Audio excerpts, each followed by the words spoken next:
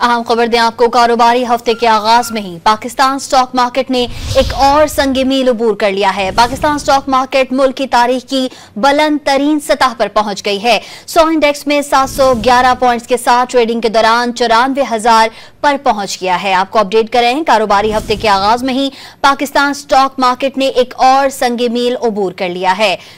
Pakistan stock market मुल्क की तारीख की बुलंद तरीन सतह पर पहुंच गई है। 100 इंडेक्स में 711 पॉइंट्स के साथ ट्रेडिंग के दौरान 94,000 पर पहुंच गया है। आपको अपडेट कर रहे हैं, कारोबारी हफ्ते के आगाज में ही पाकिस्तान स्टॉक मार्केट ने एक और संग मील अबूर कर लिया है। पाकिस्तान स्टॉक मार्केट मुल्क की तारीख की बुलंद तरीन सतह पर पहुंच गई है। 100 इंडेक्स में 711 पॉइंट्स के साथ ट्रेडिंग के दौरान 94,000 पर पहुंच गया है। आपको अपडेट कर रहे हैं, कारोबारी हफ्ते के आगाज में ही पाकिस्तान स्टॉक मार्केट ने एक और संग मील अबूर कर लिया है।